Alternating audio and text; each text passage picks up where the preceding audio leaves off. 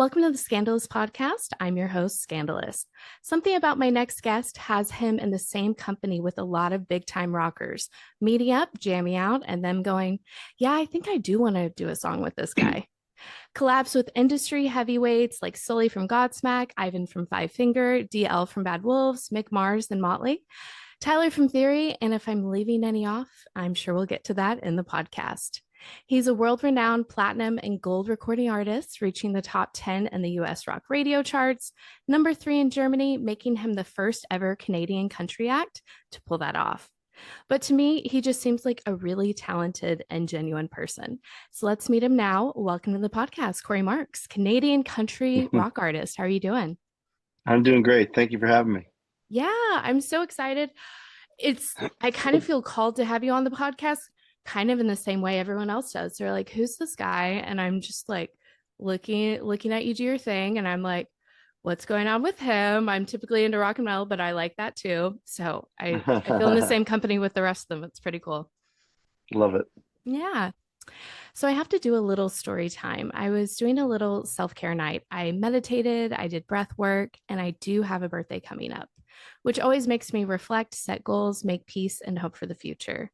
Then I went to sit down and finish writing this interview, absentmindedly press play to the video, Sorry for Nothing.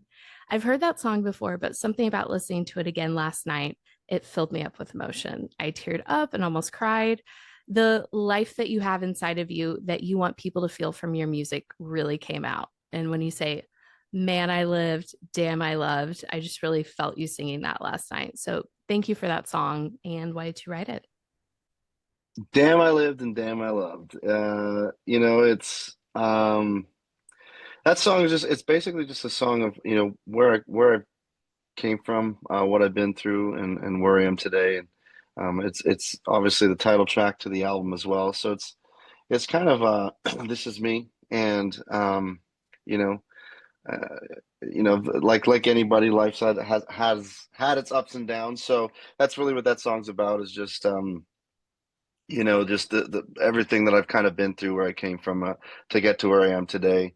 And most of all, with reference to my music, I'm country, I'm rock, and a little metal too. So, and that's just who I am. So I'm sorry for nothing. I love that. That matches my personality so much. And I'm sorry for nothing. I love that. Okay. So heartfelt. And then on to the next banger, because it was like one after one, your song, "In Me I Trust." I feel so much more powerful listening to you say those words, "In me I trust."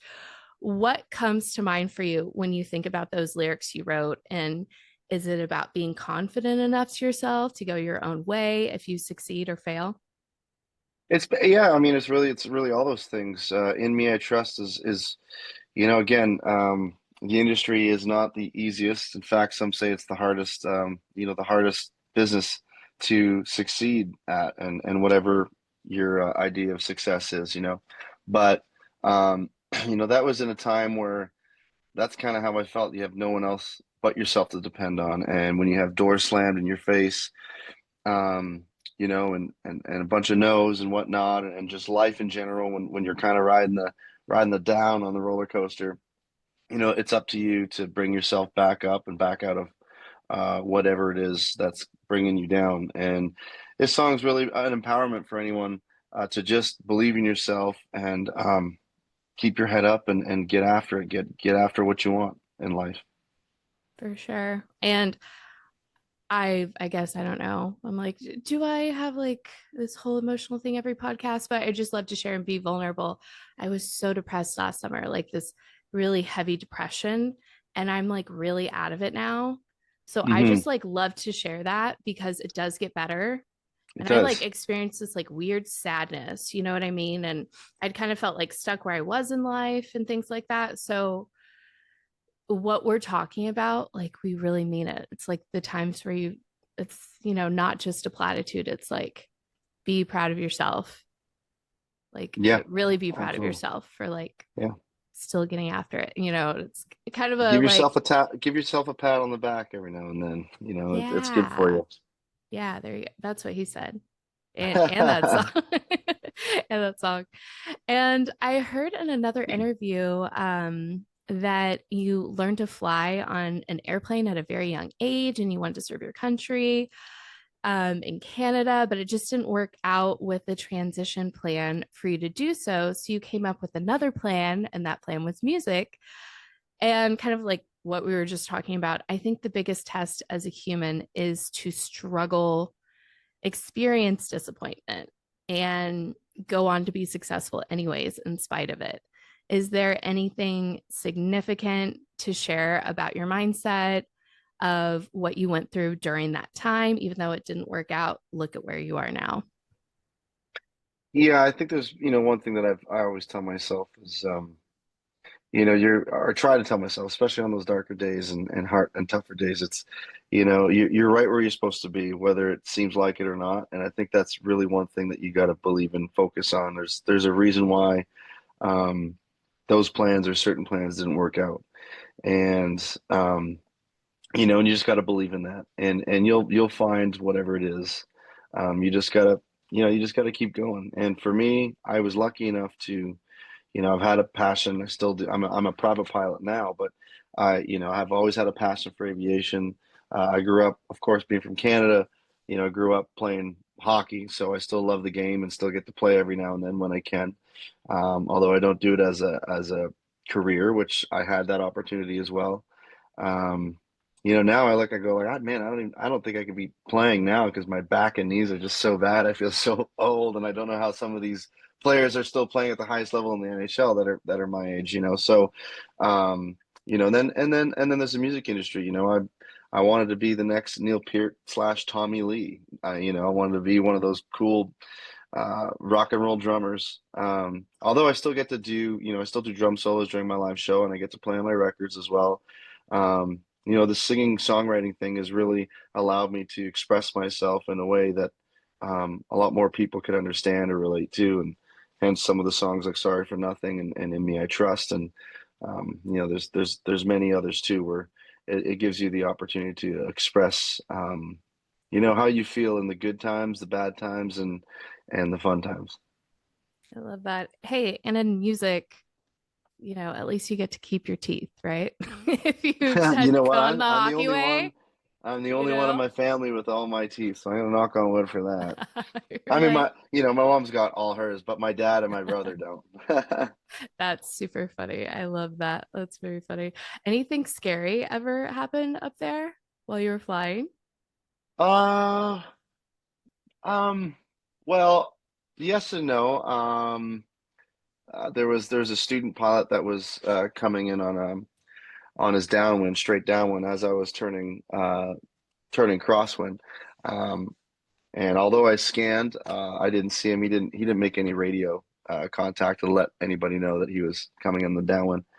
And as I turned, it was almost like a dream, really. I could see the airplane probably within 100 feet. So if I'm turning this way, he's coming. How would I explain that? Anyways, basically I'm like this. watching it So like a I'm movie in turning. my head right now. So you're doing a great I, job. I'm going this way, and he's coming this way, and we're both gonna turn that way. But so, and he didn't call. I didn't see him, and there was almost a midair collision. That was during my flight training too. So that was probably the scariest part.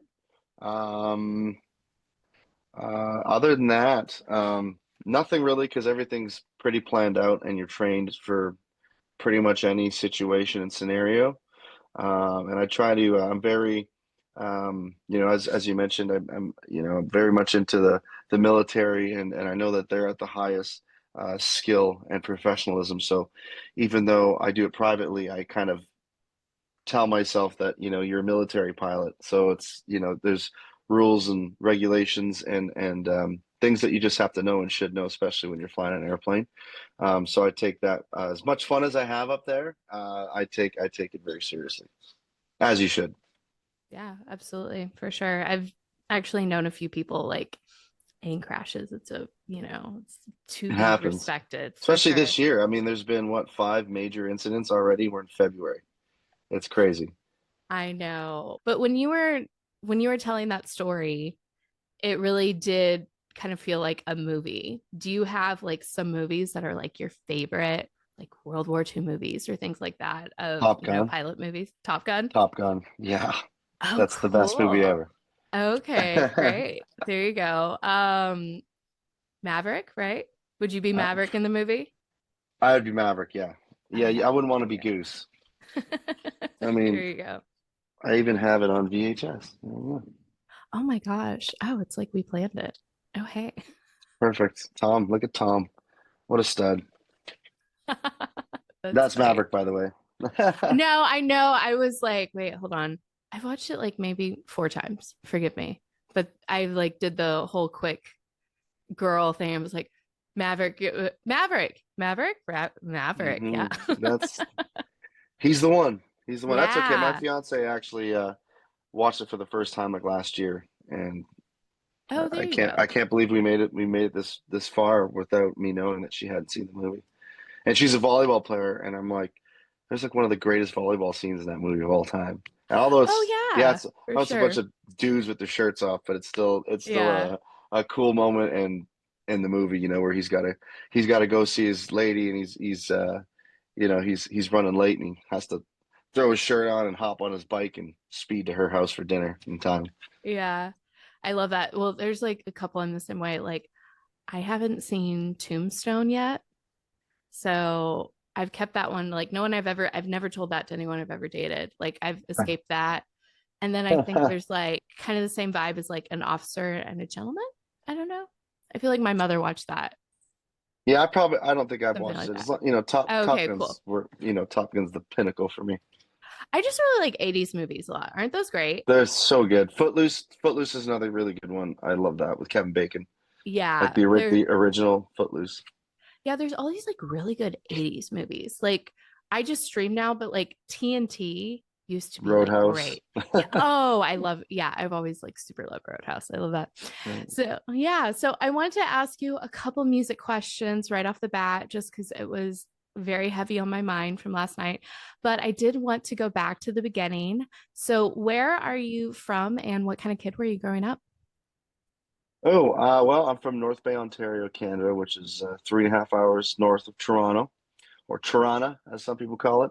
Mhm. My dad's from Toronto. I was just, I was yeah, I'm still that kid. I just like to enjoy life and do my thing and try to have as much fun as I can for the time that we have. And I think as you get older, you start realizing that a little bit more. But as a kid, it was just, homework was not my favorite thing to do, but going out on my bike and taking jumps and watching airplanes and playing hockey and hanging out with my friends was, and of course, beating the hell out of my drum set was what I really did enjoy doing, and I still enjoy doing all those things. Except for now, instead of looking up at planes, I'm looking down at where I used to be as a kid, looking up. So it's a Wow. pretty cool concept, and really just really lucky. Um, in a way to be where I am and to be able to live those experiences. So and I've always kind of been the not quite the class clown, if you will, but I've always enjoyed making people laugh and make sure that they're having just as good as time as I am. That's awesome. I love that. Well, I love knowing that about you. That's very cool. That's fun. Most Everyone people don't take the always, time to know that. They're like outlaws and outsiders. Oh, this guy's a badass, doesn't give a shit about anything. But yeah, that's really the guy I am, hard on my sleeve. And ELE, everybody love everybody. But I mean, if you know, Mhm. if you bark, then you know, I'll bite back, kind of thing. For That's just how I am. sure. Of You course. got to stand up for Absolutely. yourself. But You some people don't like do. that either.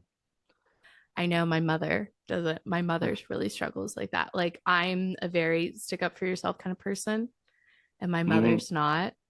And funny, like it's hilarious. So my mom is a nurse at a prison, and Oh, wow. I know she's like, and she like does it like through God. She feels like, she's God's representative on earth to help them. But the prisoners aren't bad. It's her coworkers. They're so mean to her and they push her around. Mm. And she'll call me like a kid from school, like, oh, they did this to me. And I'm like, gotta stand up for yourself. They're gonna run all over Yeah. you. I swear, mom, if you just take up for yourself once, you will be fine. You'll be fine. Yep.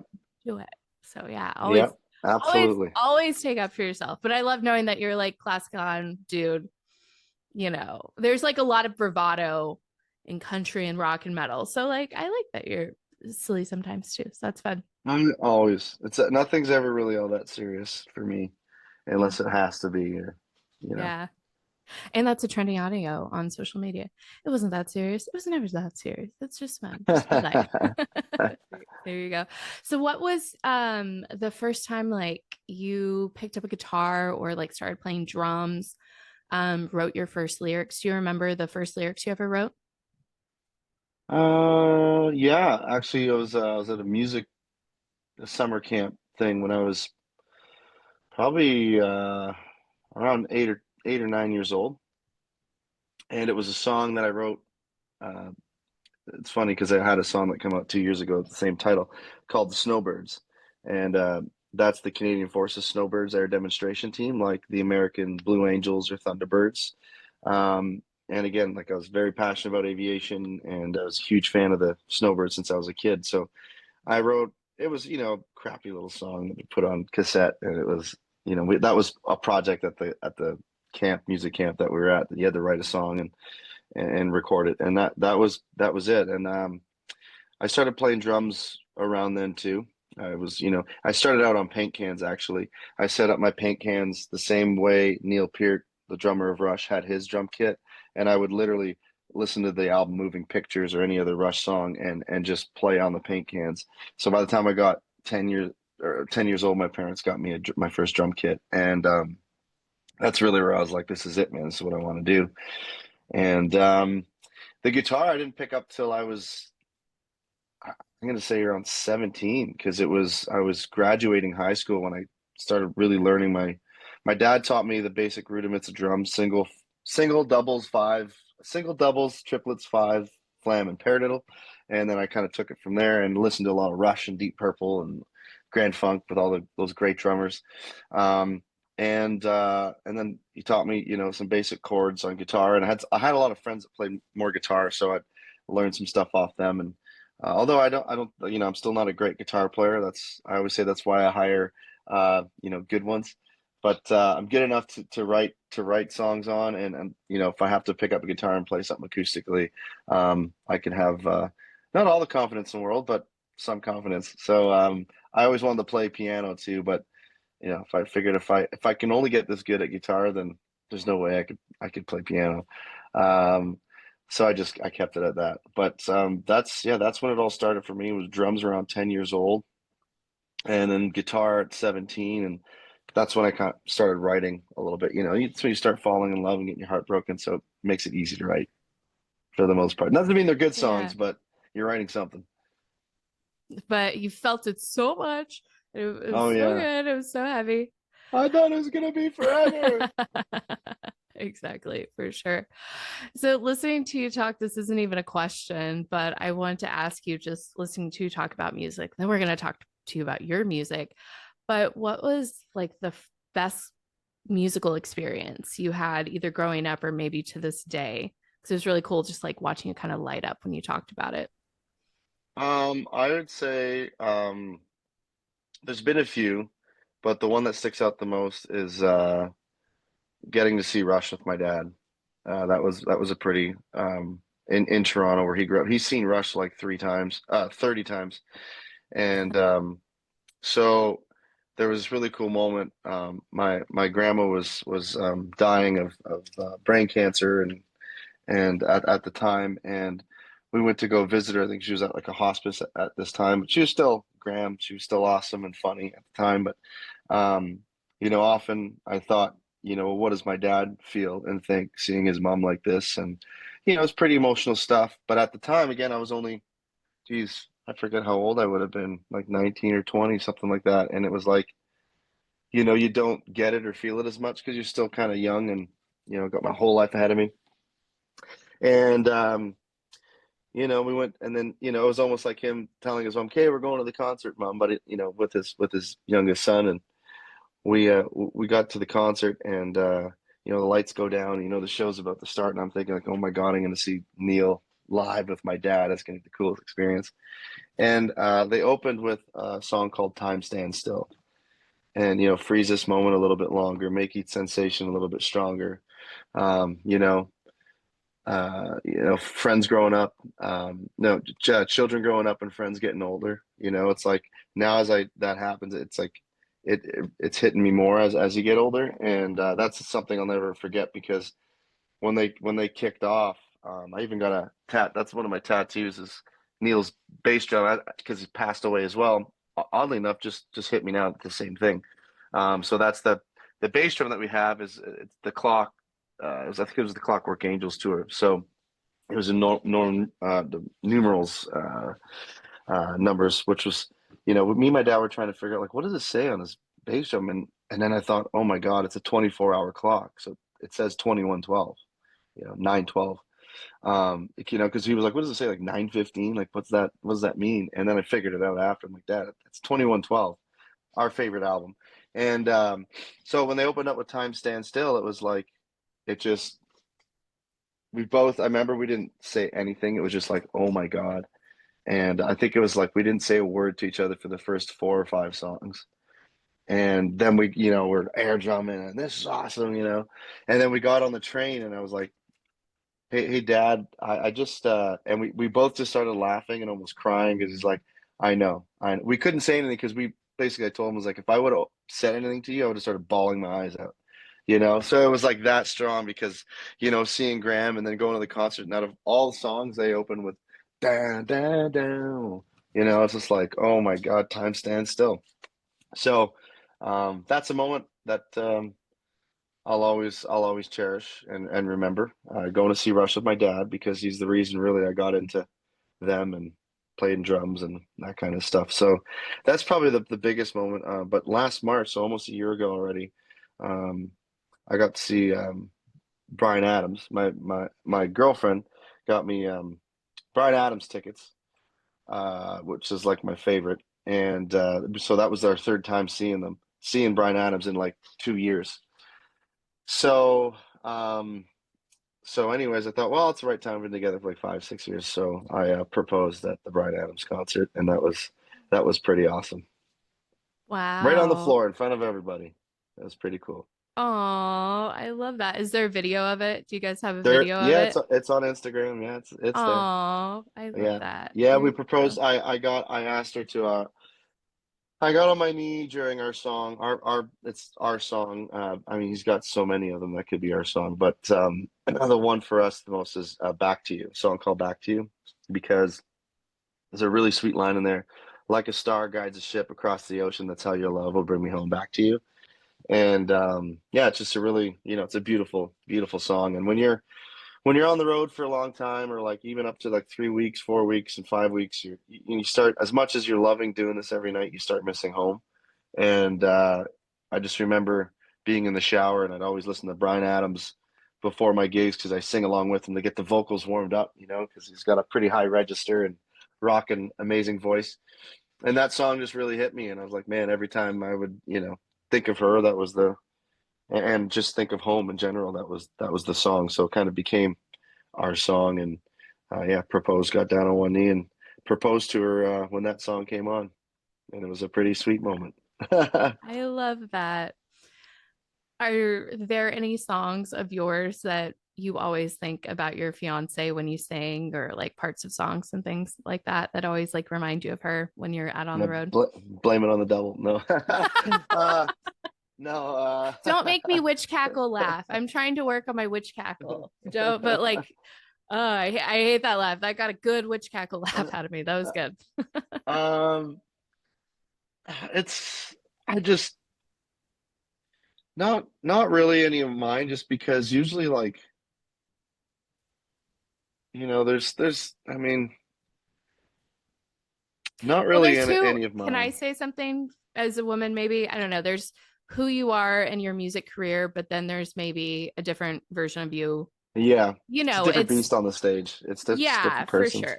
It's a different personality. There's like you, who you are as a person, and Yeah, there's who you are with your fiance, which is good. Yeah, yeah, Yeah, there you yeah. go. So a lot of musicians and actors and stuff. I always say we've kind of all got like split personalities if you think about it, because we're this person, and then at home it's like, yeah, honey, I'll cut the grass, but on the road it's like, you know, get me a drink, damn it.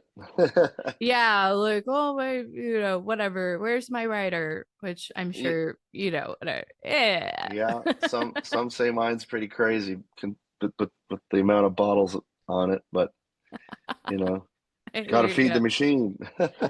That's so funny. I was looking at a Motorhead writer list yesterday that was on Instagram. That was nuts. What do you have on your writer, by the way? Oh, um, got Like a what are your bottle preferences? I got a bottle of Jack Daniels, a bottle of Casamigos, a bottle of vodka, a bottle of uh, Jameson, and then I think it's a case of light beer, um, and I think there's a bottle of wine on there, Fancy. and That's like some other. disturbed.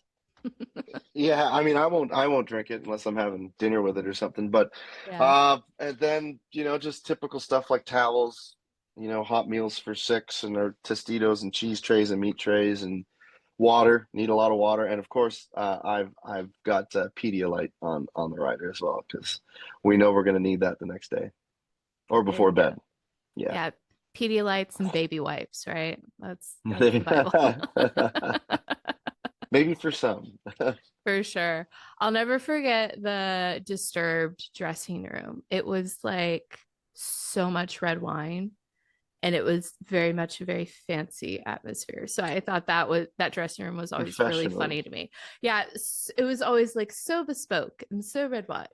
And so, Yeah. David Draymond, so red wine. It always made me laugh. It was like a very set up in a very particular way than I've seen other ones. So I always thought that was kind of funny.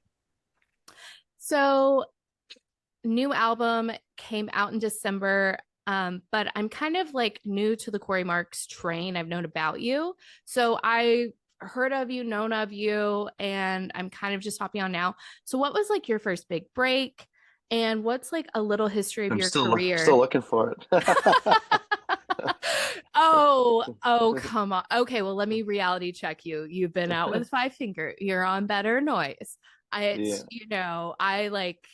I usually set up interviews like through DMs and I like hop through hoops for you. So like, oh, you've toured with the biggest people in the world. So It's honestly it's been a whirlwind, and I'm so great, honestly really grateful for yeah, um the artists and people I met. And yeah, there's been a lot of them. I mean, that's the thing. This crazy train keeps on chugging along, and there's all kinds of fun and interesting destinations that I've got to stop at and hopefully even go back and see again. But I mean, certainly, Outlaws and Outsiders was the big break, really, and it all started with you know having Kevin Churko believe in me, my producer, and who produced the first record, and some of these great songs that he co-wrote with me and on this new record and produced as well. Um, I think it starts there, because I mean that's our first song we wrote together was Outlaws and Outsiders. The second one was Blaming on the Double, which are both my biggest songs. So right now, and I think it starts there. Then he brought me to Better Noise because he's producing Disturbed and Five Finger Death Punch and Ozzy Osbourne. Um, and then once getting this album out and watching it grow on a global scale, which led me to that top 10 hit in the US and three in Germany and 12 up here in Canada. And it really kind of grew the fan base. Unfortunately, COVID happened. Won't get into that, that whole thing. But, having friends like Lizzie Hale, of course, Hailstorm, and having her feature on a song, and now calling them friends. Like, I mean, like you mentioned at the start of this, Tyler Conley, Ivan Moody, Mick Mars, Uncle Mick, um, Jason Hook, um, Lizzie, Travis Tritt.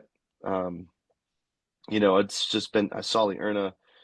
It's crazy to like, and even just wake up some days and you know I mean, we're all just human, but to be able to text these people and talk to them on the phone and ask for advice or just wish them happy birthday or how are things or whatever it is, and sharing music with one another. And getting to hang out when we're in the same town together. Those are all special things to me. I mean, the music success is obviously, it's great, and I'm grateful for that. But making great friends along the way too has been really a really fun time, and getting Yeah. into a little trouble every now and then too. Yeah, for sure. And I wasn't dragging, by the way. I was just kidding around, like, oh, come on. And probably what you're talking about is like we never celebrate ourselves. So like we Yeah, accomplish for sure. something and then oh, but like it's kind of like the human's psyche. We accomplish something, oh my God, it's the It's biggest like, thing in what's the world. next? Exactly. I saw a quote on Instagram, the Bible or whatever. Sorry, I'm Christian. I don't mean to be sacrilege. I do social media for a living as well. So I just spend my whole day on social media. Didn't mean to be sacrilege. But it said maybe the reason why you don't feel accomplished or something like that is because you're always raising the bar. And I was like, Yeah, oh, oh, for sure. that's such a great quote. Maybe the reason, whatever. But Definitely. yeah, you've accomplished so much and It's you pretty crazy. Like, still I'll take a look back sometimes and be like, holy shit. Like, I've done all this in 5 years.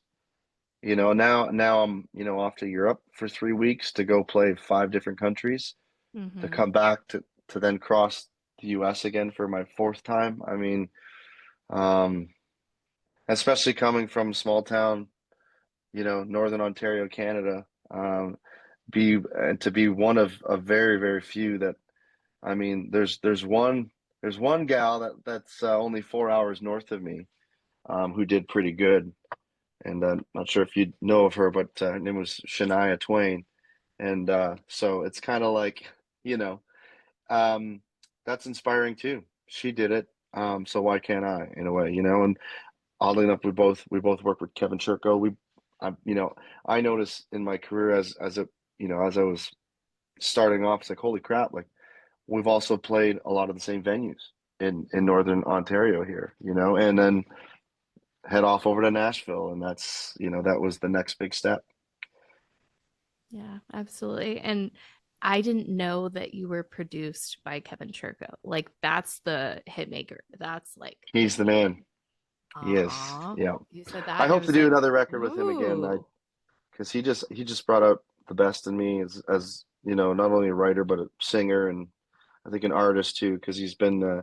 I call the Churkos my Vegas family, because they really are like family to me. And I haven't seen them in probably, well, it's crazy to think, probably a couple of years now. So I miss them lots, and hopefully get to see them again soon. And like I said, I'd love to do another record with Kevin. Yeah, for sure. That's um, it's incomprehensible to, kind of equate like his contribution to rock and metal. It really is. And actually, I've talked to him about doing the podcast before. I'm like, oh my God, I should have him on next. That would be great. You should. It'd be Yeah. awesome.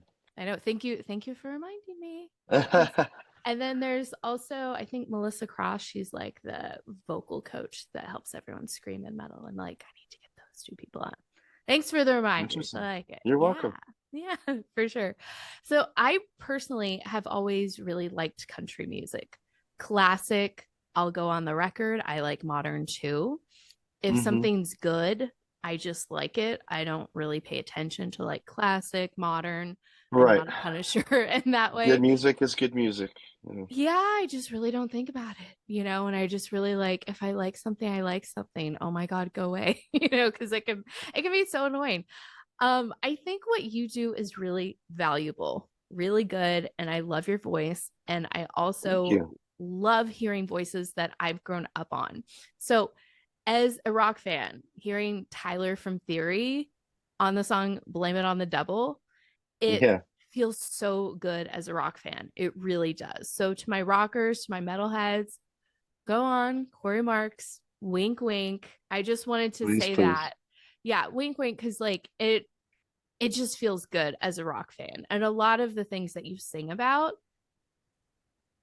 rock has kind of gone away from a little bit, and I miss Hmm. it. So Yeah. I just wanted to say that.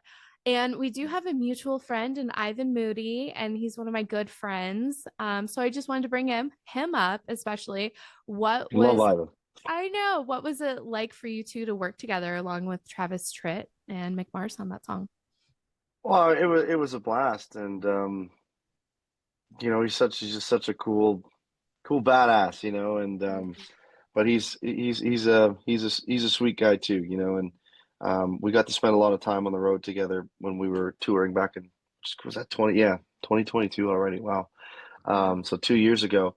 But we had such a good time, and he tries to teach me a lot and give advice, and it's awesome. I'll just get a random text from him out of the blue, like just, "Hi Corey, what's up, brother? Love you. Just checking in, making sure you're good. Call me, text me whenever. Hope you're well. And it's really cool. Or if he hears our song somewhere, wherever he is, like at a tattoo parlor or whatever, he'll just be like, "You hear that shit?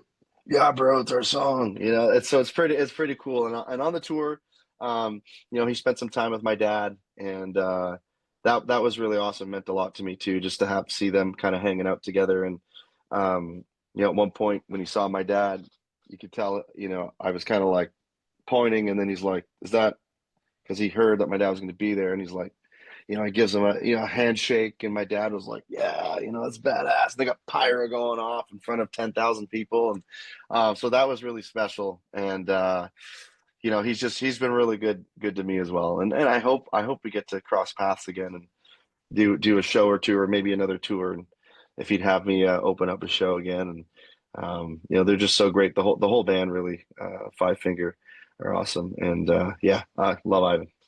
Yeah, for sure. Yeah, I love both of your voices together. Like, I love his voice, I love your voice, and just together is like magic. So good. Yeah, he's got a powerful voice, man. It's pretty it's Mm-hmm. pretty awesome. Yeah, for sure. And you too. And you too. Oh, thank you. And the song Guilty with DL from Bad Wolves, he's such an incredible producer. He was in bands, but really he produced for so long. He's legendary for producing. So, how did y'all's collaboration work? Well, he ended up being with being the front man for Bad Wolves, and Bad Wolves and I are on the same label, and they brought DL up, and actually, Kyle Odell, who produced and co-wrote that song "Guilty" with us, um, Zach Malloy and Blair Daly, um, knew DL, and we were like, "Man," he's like, "Do you want him on here?"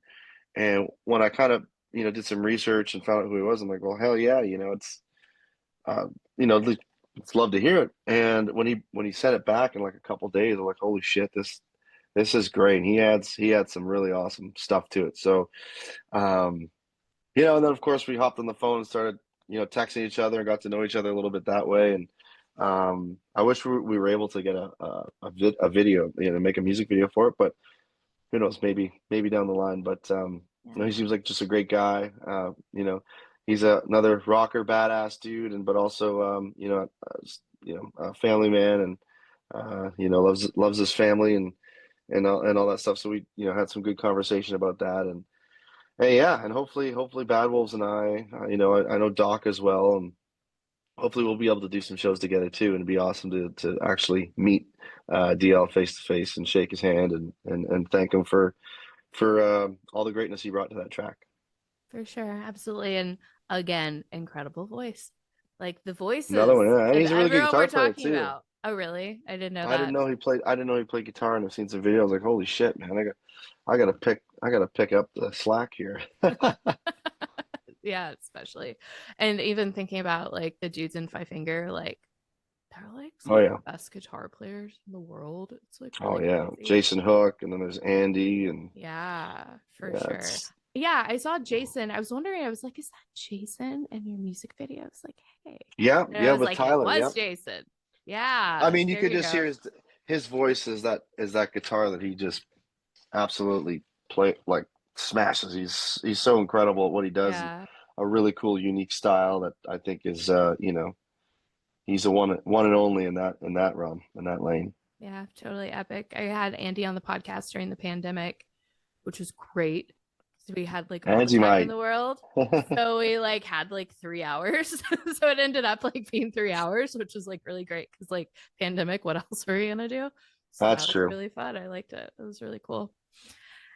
In the song Who I Am, you say, Drink Like That Haggard song. Which Haggard song are you referencing to? Because I know you've turned a lot of rock people onto Merle Haggard because they didn't know who he was before.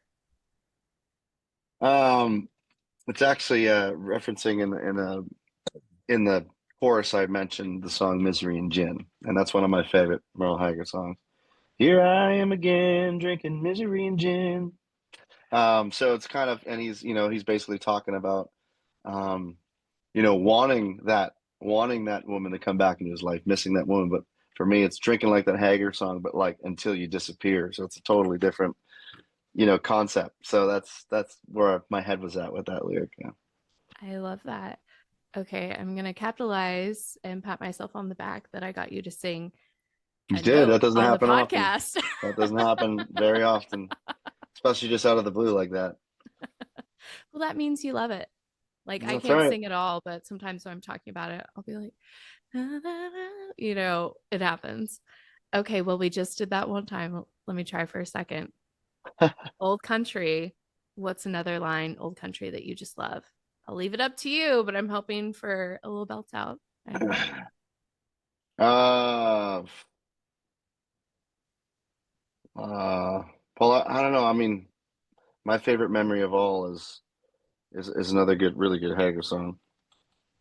Like the night we made love in the hallway and slept all night long on the floor. I mean, there's just some really, really beautiful moments in that song. But baby, you are my favorite memory of all. Okay, well, don't make me cry. Yeah.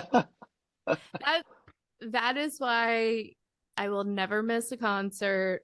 I will always pay attention to when you're touring. Um, you have such a gift with your voice and you have Oh, such thank you. great work. Like when you sing, I'm just like, oh, it's kind of like all encompassing. It kind of like I've been interviewing bands for years and years, and when I hear you sing, it's just like, oh wow, I really still really like That this. means a lot. Wow. Thank you. I Yeah. appreciate that. Yeah, absolutely. That was just like really powerful just hearing that. I'm like, oh my God. Wow.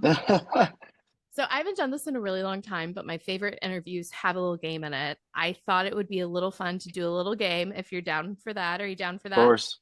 I'm always Okay, down for cool. a game. Games equal fun. So Games equal fun. Okay, cool. And then I have some touring questions and I'll get you out of here. But I cool. thought it would be fun.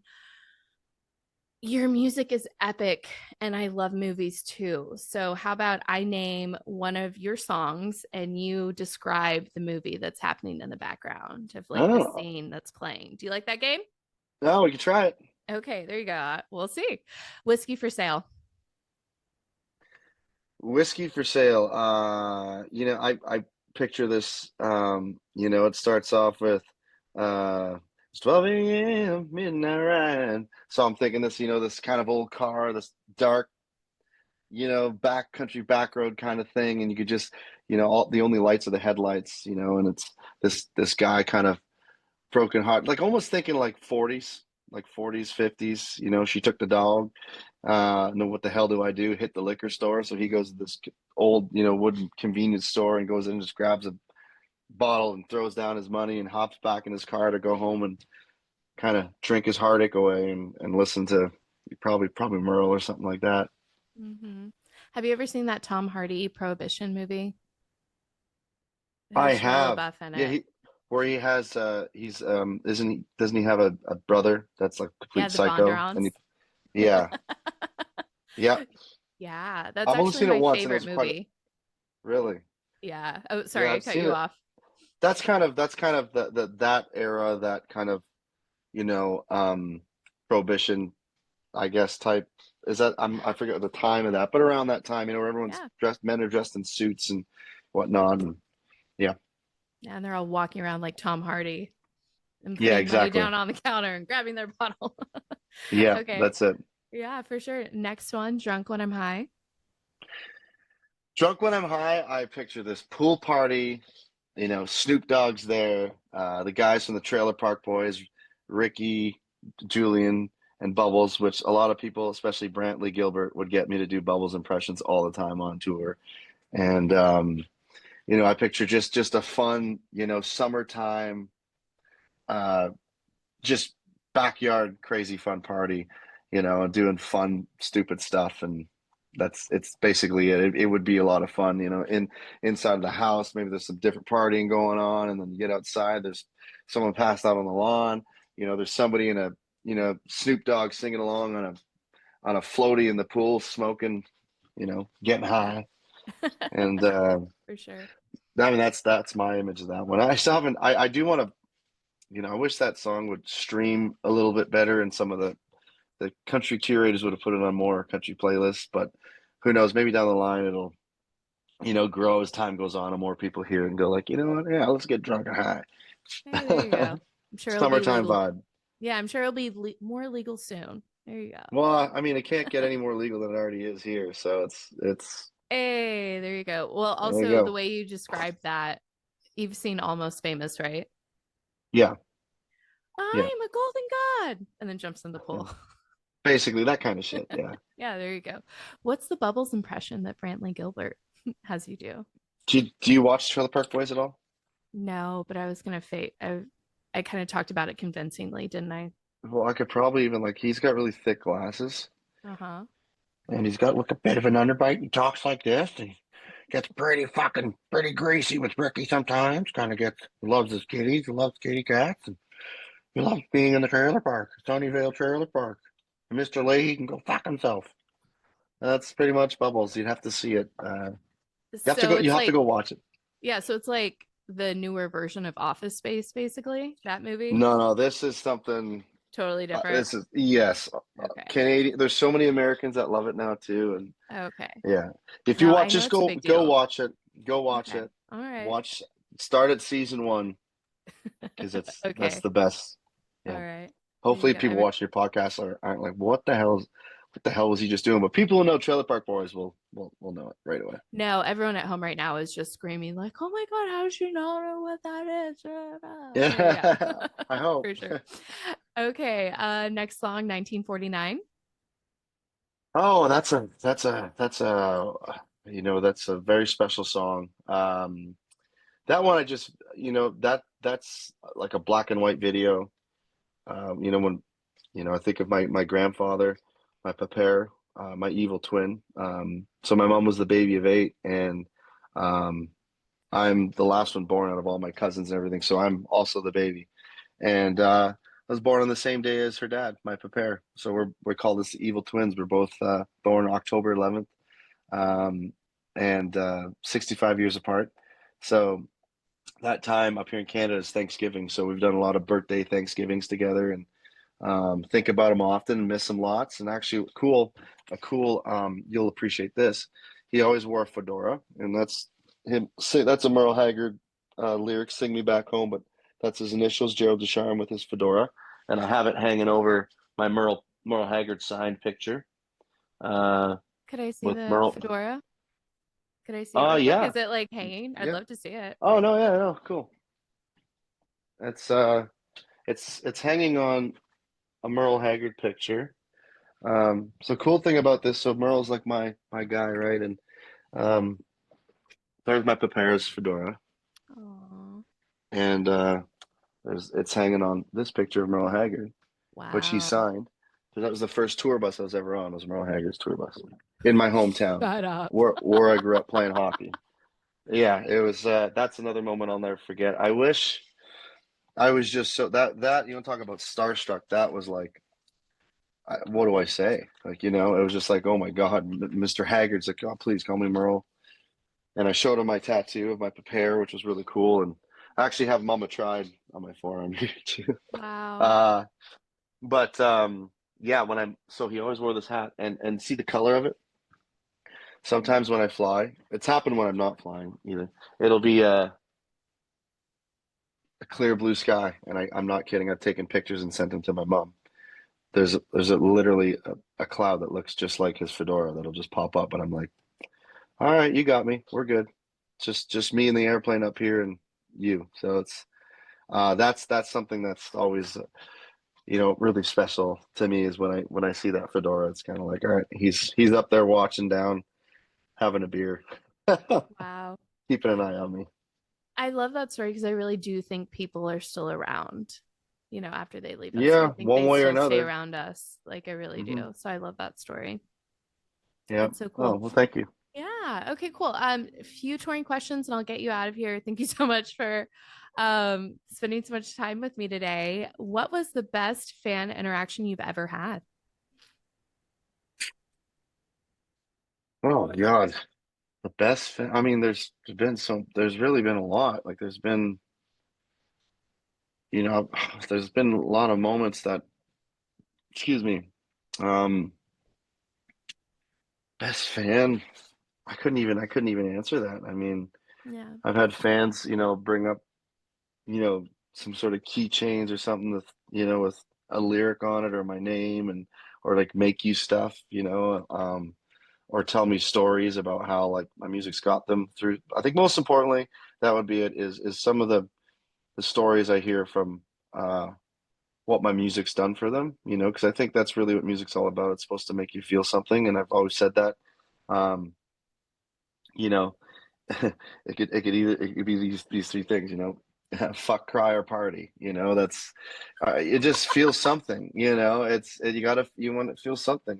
I mean, when I say fuck, I mean it could be fall in love too, whatever. But and I've always said that about Bryan Adams. Like Yeah. his music is just so like it's rock, but it's got depth to it. Like it makes you feel nostalgic. It makes you feel, like you want to go and party and have a good time. It makes you want to fall in love. It makes you want to make love. It makes you, want to cry just because whatever, it makes you feel something. And I think that's really important and the goal with my music too. And of course, motivate you, you Mhm. want to motivate people. So I think that'd be the best fan interactions is when you hear that or, like I met my girlfriend listening to, this song and blah blah blah and Yeah. or, even on the darker side where people were like, man, your music really, I was almost there and your music got me through some really, really hard times and I lost this or lost that, but your music got me through and then there's just the guys that are like, yeah, man, blame it on the double. It's like they have a crazy party story because of the song. So I think Yeah. that's most important. Fan interaction is probably just hearing the stories and helping people get through this crazy crazy world and life. For sure. And I want to pay you one compliment real quick. And I don't fake compliments and I don't give false compliments. I really don't. But there is like some sort of like I I live in Austin, Texas. We're a very woo-woo group. We really are. Austin, Texas. I live in Austin, Texas. I But love there's Texas.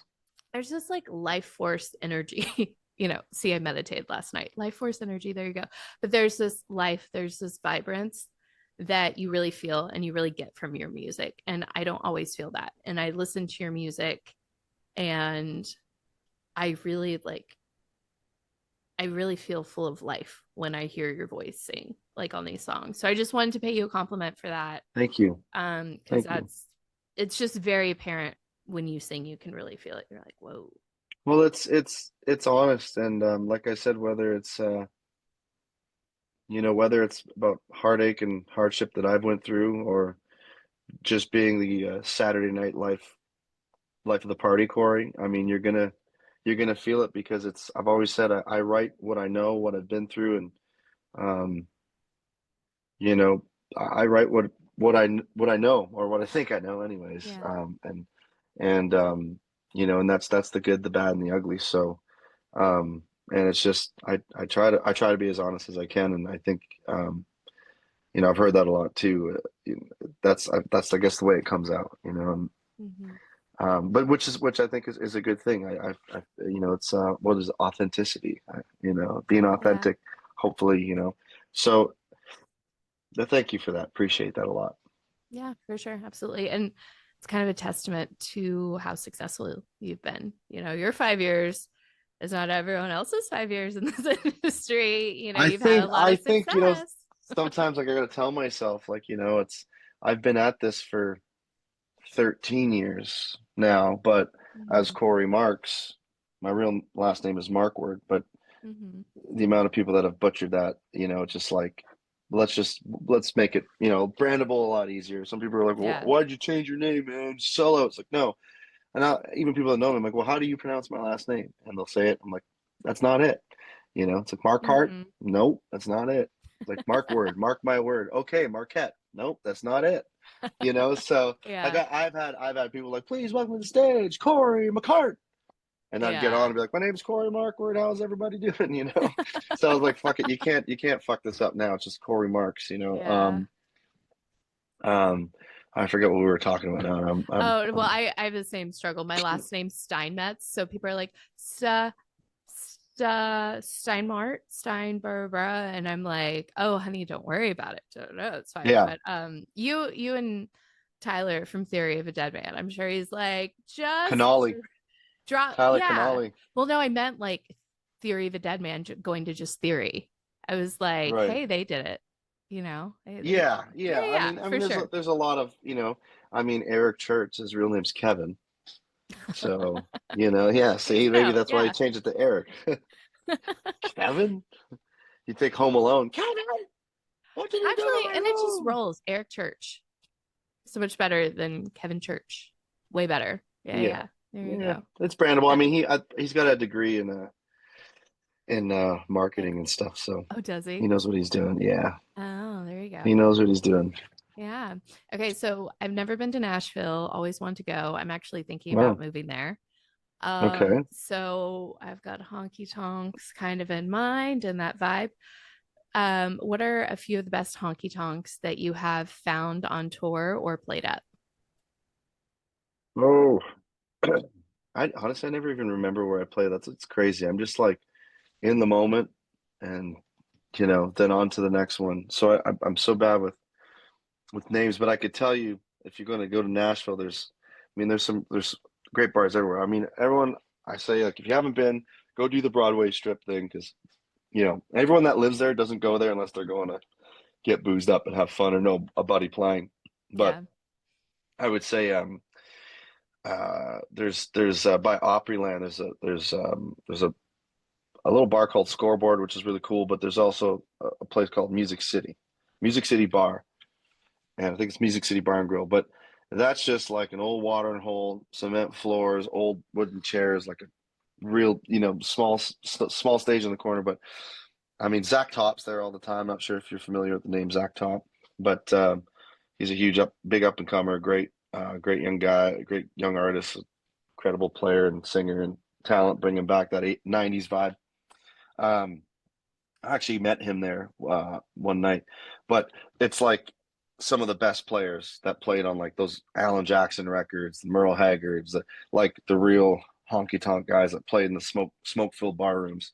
That would be a place I would tell somebody to go because you just never know who's going to be there. I mean, that's like the rest of Nashville, but if you like real country music, that's the place to be. Um, Awesome.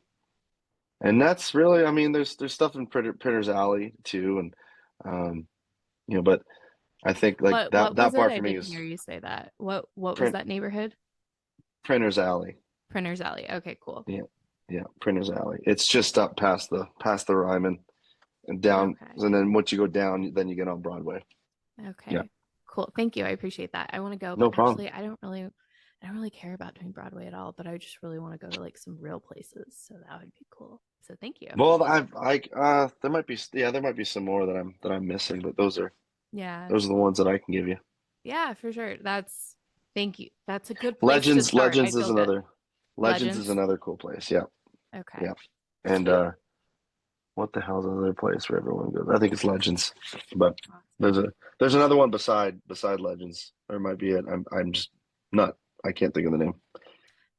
You gave me a lot. I'm very appreciative for that. You So have a thank good you time very with those much. places. Yeah, Yeah. I'm excited to go. I haven't been yet. So yeah. So what are your plans for the rest of 2025? 2025 is looking like I got Europe coming up, so 3 weeks in Europe. I come back for just under 2 weeks, and then I'm going to be out for 3 weeks across the U.S. with Dorothy. And then I come home for about I think around a week after that, and then I'm doing um, Canadian dates, doing a dozen Canadian dates between Quebec in Ontario, and then it's festival season. So I've got a few American festivals, a handful of Canadian festivals, and those should pick up a lot here coming up too. So that we'll announce more, and looks like we'll have even more new music coming out here in 2025 too, which is always exciting for me. So it'll be a lot of touring, a lot of shows, and new music, and Cool. Well, hopefully some flying in there too. absolutely. Well, that will be exciting for us as well. And I didn't know that you were going on tour with Dorothy. That's awesome. I think she's coming to Austin, so I'll be able to see you live. So that'll be great. I think we are doing the Texas state. So yeah, Yeah, I think come that's it. out. One of my friends was like, Dorothy's coming, do you know? And I haven't responded yet, but I'll respond now. But yeah, that's awesome. Yeah, I'll be there. Cool. Yay. Well, thank you so much for joining the podcast. I really Thank appreciate you. it. And I am just so happy to know that your music exists in the world. And I'm just really excited to keep on watching you. Well, thank you very much. That was a cool podcast, and I love some of the questions. It was some first timers, including this is probably the podcast I've sang the most on. So props to you.